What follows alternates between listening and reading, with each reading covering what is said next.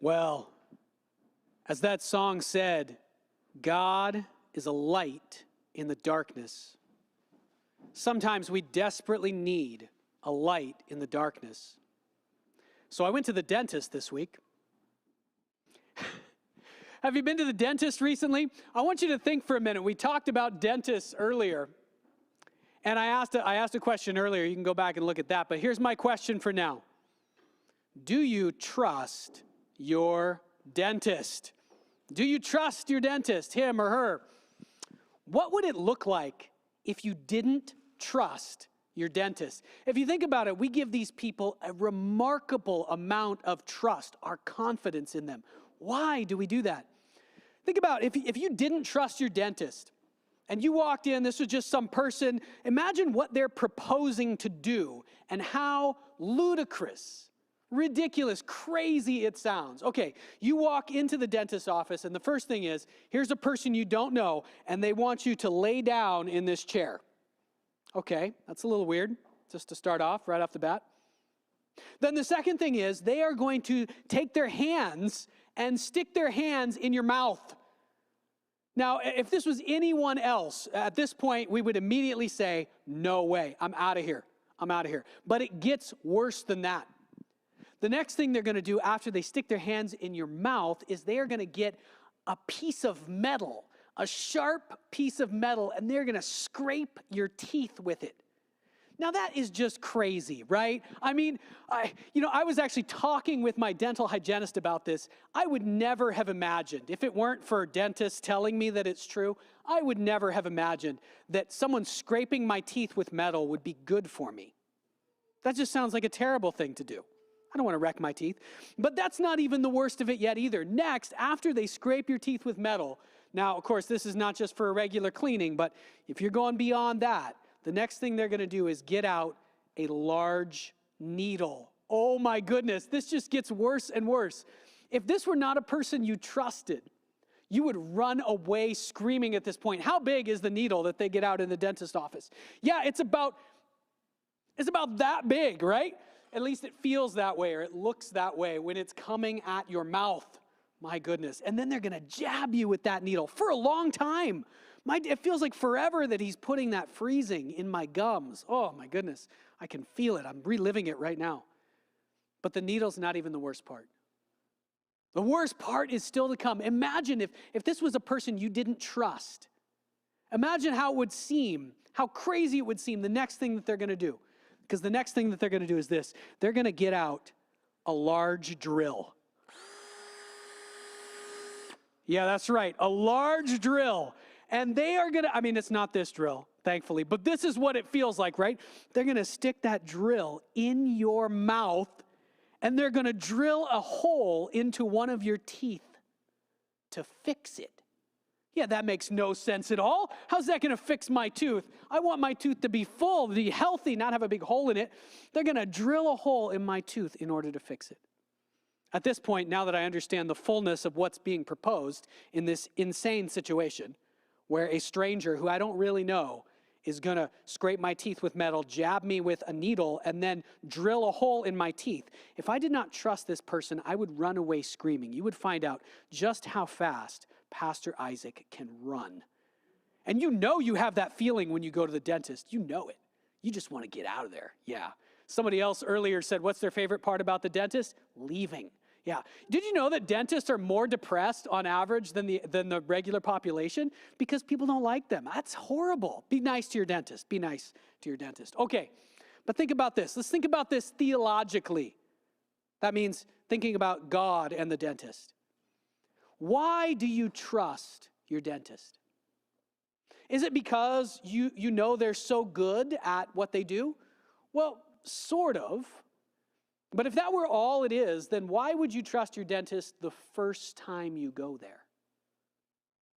The very first time you go to the dentist, you submit to this. You don't know this dentist yet.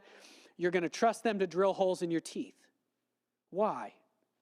Because there is something beyond the dentist, something over and above the dentist that gives us confidence in the dentist, gives us confidence that even though this is very much a bad experience, it's going to be good for us in the long run. That thing that's above the dentist is what? It's our whole structure of, dentistry in our society, right? You know that this dentist couldn't be a dentist if they hadn't been trained, hadn't gone to many years of school, hadn't practiced dentistry under observation for a long period of time. You also know that there's safeguards in place. Like if this dentist does turn out to actually harm you, which doesn't happen very often, but it does happen sometimes. Dentists mess up. You know that there's an insurance system in place. You know that there's other dentists who can come in and fix what's been damaged. If you were on a desert island with nobody but maybe the other survivors of a plane crash, and you had a toothache, how ready would you be to just let one of those people go to town on your tooth?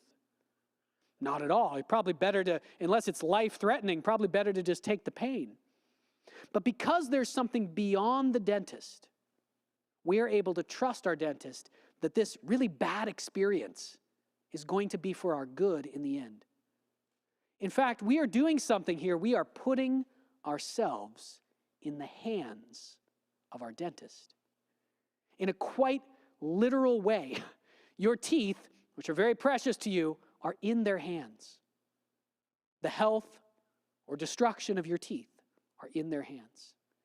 Today we're going to be talking about putting ourselves in God's hands. In God's hands. What that looks like in particular situations. It sounds like a really nice thing to do. Yes, I want to be in God's hands. He's got the whole world in his hands. Woo, let's have a party. But when you look at particular situations, it often looks like, wow, in this situation, I can't put myself in God's hands because I'm so scared of this terrible thing that's going to happen. It's a bad thing that seems to be happening to me. Could that be what God is asking me to go through? Sometimes it is. Sometimes it's just like putting ourselves in the dentist's hands, submitting to the dentist, submitting to God can be much like that. Right now we're in a series called Not Home Yet. Not Home Yet. In this series we're looking at the books of Daniel and 1st and 2nd Peter. Daniel and Peter, two men who lived very different times, about 600 years apart. But both of them have a similarity. In their lives, they lived very conscious of the fact that what they really wanted, the life they really desired and were made for, was not here yet. It was coming in the future. And in fact, they knew that they would never see the fullness of what they were made for in this life at all. These men lived their whole lives by faith, trusting that God would fulfill his promise someday, but it hadn't happened yet. And so we're learning from these guys. We are learning how to walk through this life, because the truth is that this life is not what you were made for. If you try to find fulfillment, ultimate fulfillment in the things of this life, what your accomplishments are, your friends, your family, whatever other enjoyable things, vacations, retirement, whatever other things we can find pleasure in this life, there are good things in this life. But if we try to find our ultimate fulfillment in those things, in this life, how often will we be disappointed? Every time. Every time. 100% of the time, we will be disappointed, because this life is not what we were made for ultimately. We do have a home, a true home that's coming, but we are not home yet. In this series, we're learning from Daniel and Peter how to never give up in this life by putting our hope and our trust in God. Right now, we're in the book of 1 Peter, and we're marching through that book, and we're going to be in chapter 2, the end of chapter 2, and chapter 3 today. So we're going to start off by looking at actually what have been our key verses for this whole series of messages. All right, so that's 1 Peter chapter 2, verses 9 and 10, and then we're going to read 11 and 12 right now as well. So 9 to 11, or 9 to 12. And these verses, we had a message on this maybe it's almost 2 months ago now. Pastor Philip preached on verses 9 and 10, which are all about who we are, what God has done for us, and who we are because of Jesus. And then you're going to see in verses 11 and 12, there's a shift. It's actually a transition point in the whole letter. 1 Peter is a letter that was written by Peter to a bunch of other Christians. written actually for us as well. And there's a shift in the letter. It goes from the first couple of chapters talking about who you are and what God has done for you. It turns now to how should you live your life because of that. So let's take a look at these verses here. 1 Peter chapter 2, verses 9 to 12. It starts out like this. You're familiar with these first ones, I hope, at this point, unless you're just joining in with us. It says, "But you are a chosen people, a royal priesthood, a holy nation, God's special possession, that you may declare the praises of him who called you out of darkness into his wonderful light. Once you were not a people, but now you are God's people. Once you had not received mercy, but now you have received mercy." So pause there. What is Peter saying here? He's saying, here's who you are. God actually, he's done this amazing thing for you. All of us human beings were lost in the darkness of this world, in the darkness that's inside each of us. But God didn't leave us there. He actually sent his own son, Jesus, who pursues us and died for us on the cross. And when he died for us, because of that, there's a way back to God. There's a way into a life with God and a life where we can start to overcome. We're forgiven and we can start to overcome all that garbage that lives inside of us. But that's not even where it stops. We see Peter's telling us here that God has placed us on a mission as well. He's calling us not just to be restored ourselves, but to also be part of his plan to restore many other people. In fact, to save the world. You think about it, when Jesus called his first disciples, right? They didn't really understand all of what they were getting into, right? He just walked up to them. They knew their lives were really messed up and broken. They had no hope. They saw this guy who could do miracles and who could change the world, whose words were like nobody else. And he said, "Follow me." And they said, "Yes. Yes, I'll follow you. There is nothing else in this life. Everything else is darkness. You're the only hope there is. I'll follow you." No doubt what they thought at first was, okay, I'm going to follow him. He's going to help me. And that's true. But he was also going to put them on a mission. Those two things are tied up together. In order to be restored, you have to be used by God to help other people. And that's what he did with them, and that's what he's doing with us. So we see here, we've received mercy not for no reason. We've received mercy so that we can become a royal priesthood. What's a priesthood? What do priests do? Priests help other people come to God. That's our mission. God's placing us on that mission. A holy nation. We're now united as one in order that we can declare the praises of God into this dark world. So he's brought us, he's restored us, he is restoring us, and he's also using us to spread the message about life through Jesus so that more and more people can be brought back to him. Okay? And so in order to do that, now he turns, let's go to verse 11, now he turns to how should we live? Because it's very important how we live. The things that we do, how we live, the good things that we do in life, those don't make us right with God. If you've given your life to Jesus, if you say, "God, I believe in you. Lord Jesus, forgive me. Because of what you've done on the cross, forgive me. I want to follow you with my life." As soon as you do that, he has forgiven you. You are made right with God. God is not angry with you. God looks at you as completely clean, as holy, as pure, even though you're not. He looks at you that way because of Jesus. But he calls us to do lots of good things and to work really hard in this life. Why? So that others can be brought back to God through us. So here we see he turns to what you should do. Verse 11. Bring it up there. "Dear friends, I urge you as foreigners and exiles," so this is not your real home, "to abstain from sinful desires which wage war against your soul. Live such good lives among the pagans, among the nations, among the non-believers, that though they accuse you of doing wrong, they may see your good deeds and glorify God on the day he visits us." So what is Peter saying here? So now that God has done all this for you, what is your mission? What is he asking you to do? He's asking you to do two things. And they both sound really great. They're things that, if you're a Christian, you probably already want to do these things. Number one, get rid of all the bad stuff. Get rid of sin and all this garbage that's in your life. You want to get away from it. And number two, you're going to live a really good life. Do good things in the world around you. Help people, bless people. Use what God has given you to bless others. So you want to get rid of bad stuff and do good stuff. That's pretty simple and straightforward. And almost everyone, even non-Christians, almost anyone in the world would say yes to that. Yes, I want to do good stuff. But the thing is, it's easy to talk about as long as it's general. As long as I'm just saying, okay, yeah, I want to get rid of the bad stuff, the sin in my life, and I want to do good stuff for God so that He can use me to help people. Yes. But it gets real difficult. It actually starts to become painful when we talk about particular circumstances in our lives.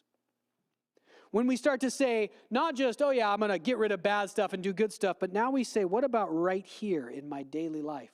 What about right here in this relationship in my family? What would it look like to get rid of my sinful desires in that situation and to do good? What would it look like? And then all of a sudden, whoa, I don't want to do that. That seems painful. It almost seems like it's not what I want to do. What Peter's going to do next is take us through 4 examples. 4 examples in regular life. See, this is super important. What are we doing here when we come and we're studying the Word of God? There's a message during church. What's the point? The point is this. God has spoken to us through His Word. But what needs to happen now is that His Word needs to come into existence, come to life in our lives. We've got to connect what God has said with our actual life. Otherwise, it's just words on a page. They're powerful words. They're words that speak the greatest truth in the world, but if they don't happen in our lives, utterly useless to us. So what has to happen is it's connected to our real life.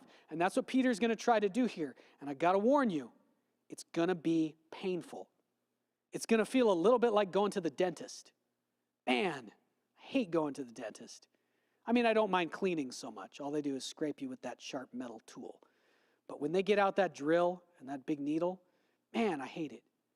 But I know that it's good for me in the long run because I trust what's beyond my dentist. I place myself in my dentist's hands. And that's what we're talking about here. In order to do these things in the actual situations of your life, the only way to accomplish it is to place yourself in God's hands. Peter's going to use the word submit here. And that is a trigger word in our society. People think of that as a bad thing. Submit sounds like someone's attacking you and you're going to just let them do whatever, destroy you, attack you, ruin your life. But think about it. When you go to the dentist, you submit to the dentist, don't you? Why? Because you trust that what's happening there is going to be for your ultimate good. That's the only way we can get through this in our daily lives with God. We got to trust. We got to put ourselves in His hands. That's what it means to submit. He's not attacking us. He's not. It might feel that way, just like it feels like the dentist is attacking you. Ah! But He's not attacking us. He's trying to help us, even though the situations, the things He asks of us are often very difficult. Okay, check it out. Our first example here is going to be about government and leaders. Here we go.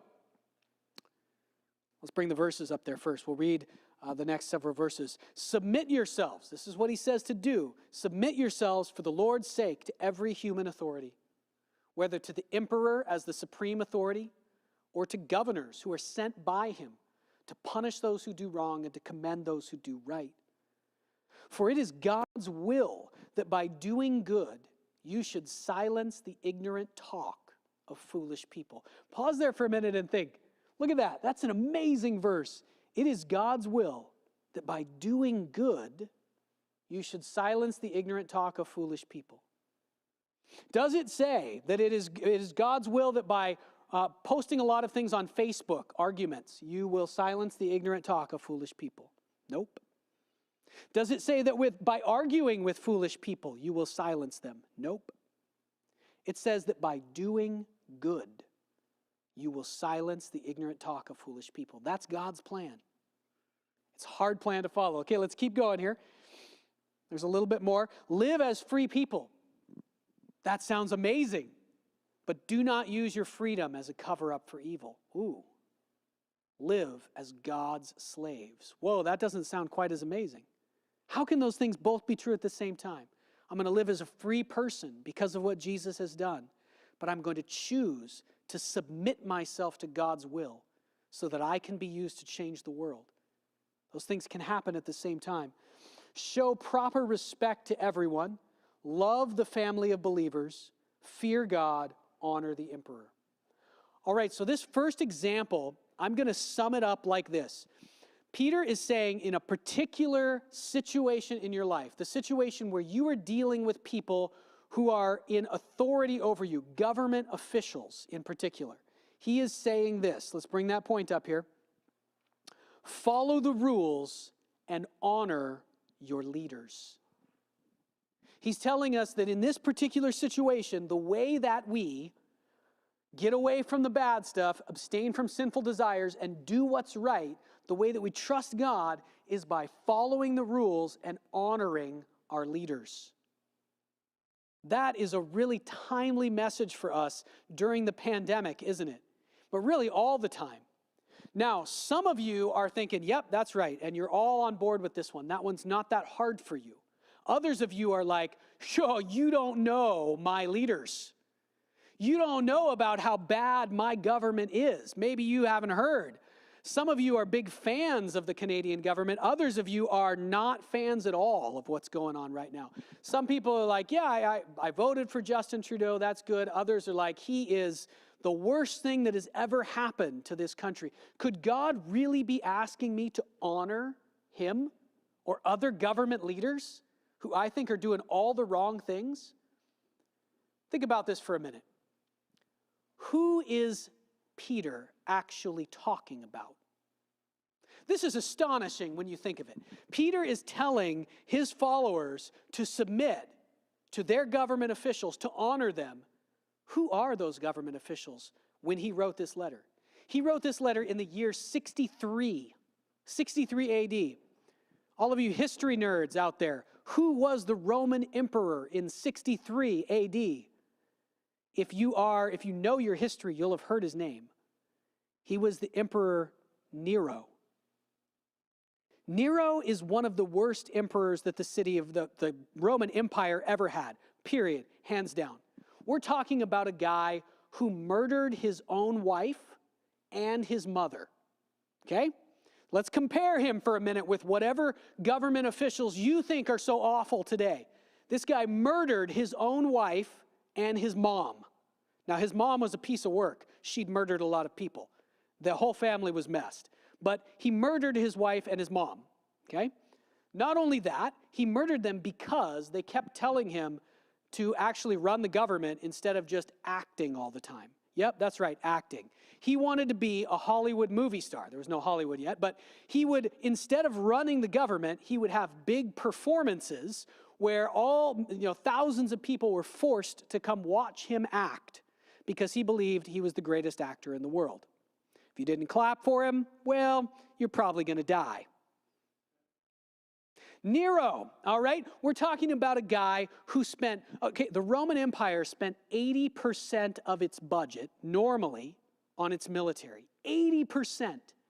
Okay? By comparison, Canada spends 7% of its budget on military. The United States spends 50%. The Roman Empire spent 80% of its budget on its military. During Nero's reign, he spent 3 times that building his personal palaces. Could you imagine? So, by comparison, we're talking about billions and billions of dollars of taxpayer money building a palace for himself where he could wander around, and they would have, in his dining room, they had this thing where rose petals would constantly be falling to the floor, like 24/7. Rose petals. Yep, slaves cleaning them up. This guy was a piece of work. Not only that, he hated Christians. In just 3 years after this, he's going to blame the Christians for a fire in the city of Rome, and he's going to execute Peter. So Peter is talking about a Roman emperor who's about to kill him. And he probably knew that it was coming.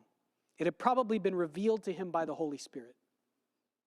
So here's who Peter's saying to honor and submit to. A government leader who wastes everybody's money, murders his mom, and is about to kill all the Christians in the city. Now, is God really saying that you need to submit to your terrible government leaders if that's how you feel about them? Yes, he is. Now, he's not saying to submit if they ask us to do something that's against the word of God. Peter was told not to preach. He did not follow that rule. He was told not to tell anyone about Jesus. He politely said, I'm going to do that anyway because I'm going to follow God, in this case, not you. But in every situation where he could, where it did not contradict the Bible, he followed the rules of his government. And he honored those leaders. He spoke respectfully to them and about them, even when he disagreed with them, which was pretty much all the time. I can't imagine there was almost anything that Peter agreed with his government leaders about, but he still spoke about them respectfully. So what do we see? What does it mean to abstain from sinful desires that wage war against our soul? The desire to prove that I'm right and to put down people who I think are wrong, who are in authority over me. That's the desire he's saying that you need to get away from. That desire is waging war against your soul. God's plan for your life is this. Wow. Now you start to feel it, some of you. Okay, let's go to the next one. This is great. So I'll move to the next verses here. Next, he's going to talk about slaves. And this gets pretty harsh here. Now, there are no slaves in our society currently. Praise God. That's wonderful that that's true. So how are we going to understand this? Why is he even talking about slaves? Because in his time, slavery was normal. There were slaves all over the place. Many of the people he's writing to were slaves. And so he's trying to help them deal with a regular, everyday experience in their lives. So what can we compare this to? As we read this, we're going to think about what it's like to be an employee, what it's like to have a boss. Okay? Now, being an employee is not the same as being a slave, but there is a similarity. It has to do with your work, what you're spending your time doing, and someone who's in charge of you in some significant way. Now, being an employee is much nicer than being a slave. But we're going to get from this how we should act in those relationships. When we have our boss, or if you're in school, how are you supposed to act toward your teachers?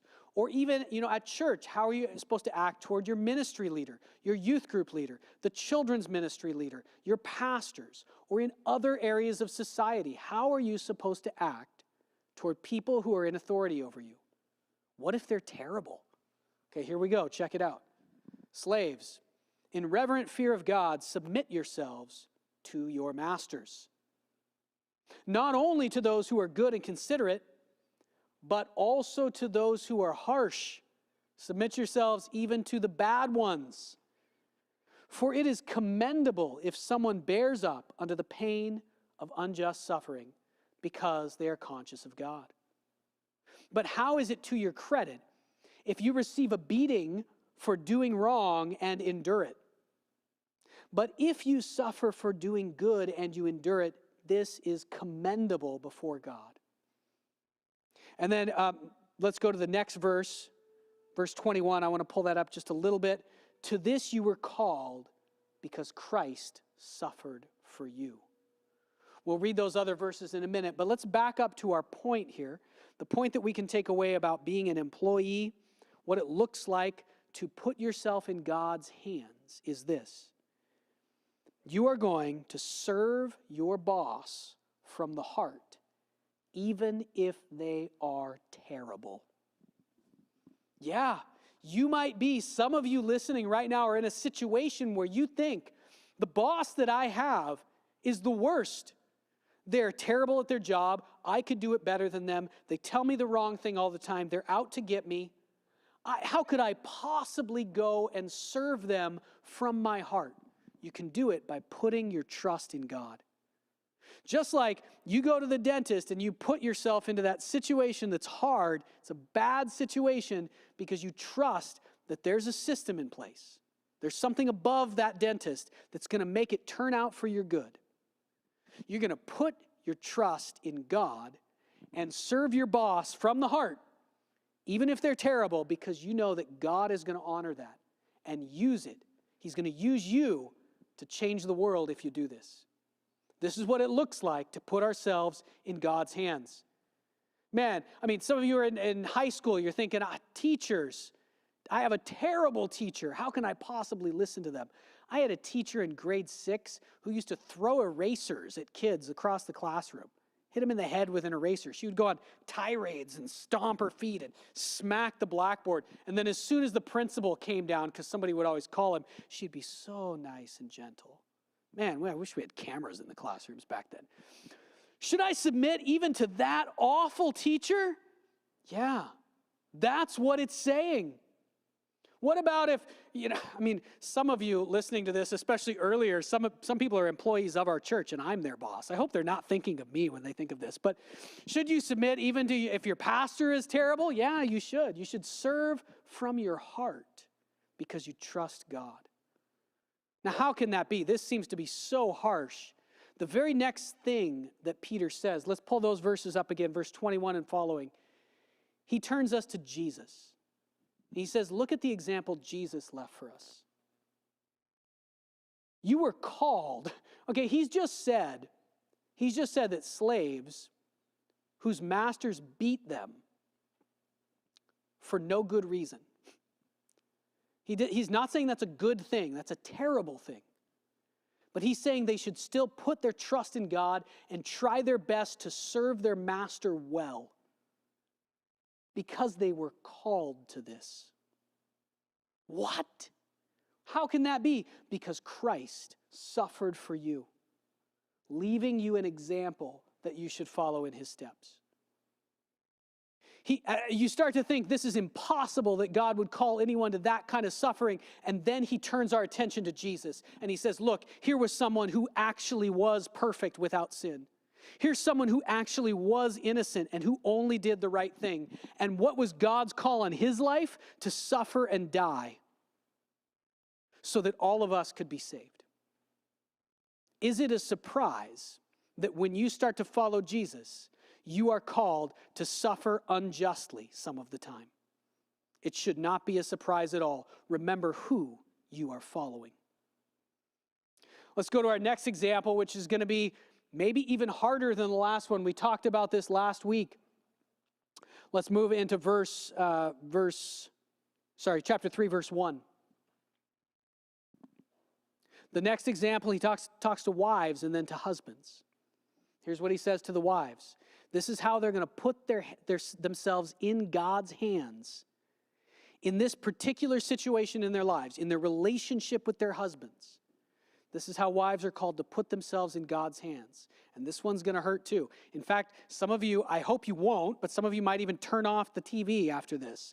Wives, in the same way, submit yourselves. In the same way as Christ submitted himself to the cross because he trusted his Father in heaven. In that same way, wives, submit yourselves to your own husbands, so that if any of them do not believe the word, they may be won over without words by the behavior of their wives. Let's jump down a couple of verses. One more. This is the way the holy women of the past who put their hope in God used to adorn themselves. This is how they made themselves more and more faithful to God and increased their inner beauty. They submitted themselves to their own husbands. Like Sarah, who obeyed Abraham and called him her Lord. You are her daughters if you do what is right and do not give way to fear. That's tough, I know, especially for many women, wives today. That idea of submitting can sound like that's insanity. Why would I ever do that? Think about Think about what's going on with the dentist there. We submit. Submission does not mean that you're a doormat. It doesn't mean that the husband gets his way every single time, that the wife is just silent or something like that. It doesn't mean abuse. None of that.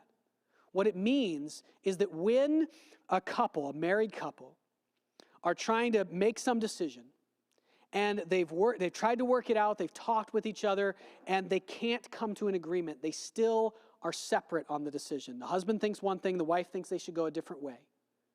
In that moment, what Peter is saying is that the call of God on the wife is that she would defer to her husband's decision as an act of faith and trust in God, so that the relationship can be maintained.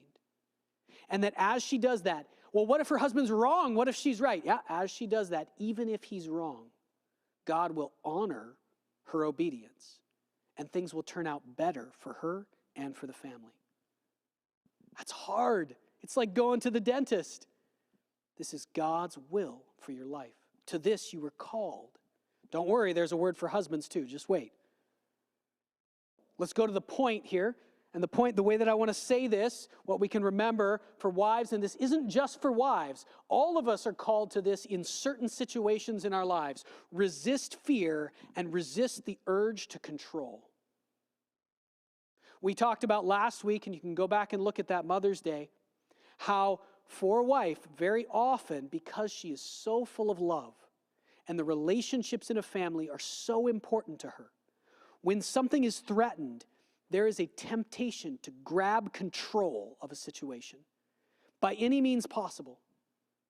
Now, some things in this life are under our control, and those things we should deal with and use the abilities God has given us. But some things, especially relationships, are not fully under our control. We have the ability to influence them, but not to make them be any particular way.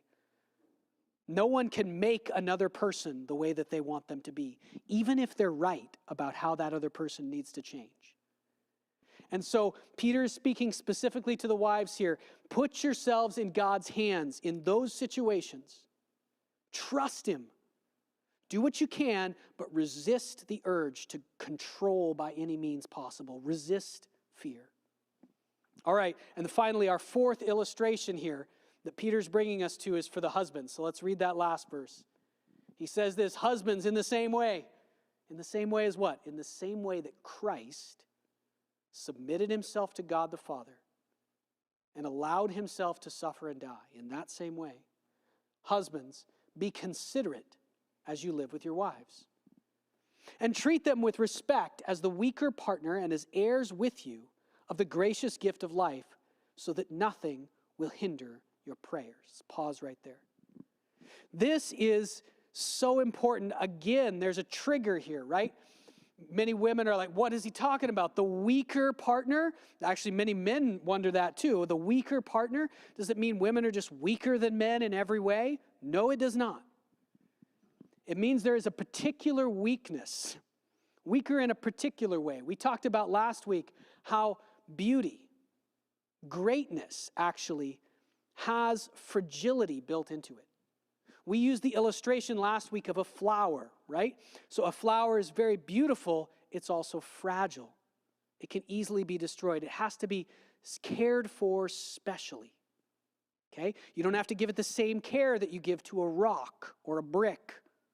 You have to care for it carefully. Now, some women might not love being compared to flowers. Some women love that, some women don't.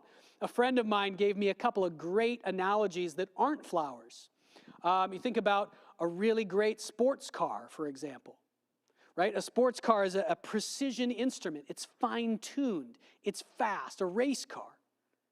It has to be cared for in a particular way. Actually, it needs more special care than does a regular street car. You might have to put in special gas, tune it up more often. You can't go off-roading in it.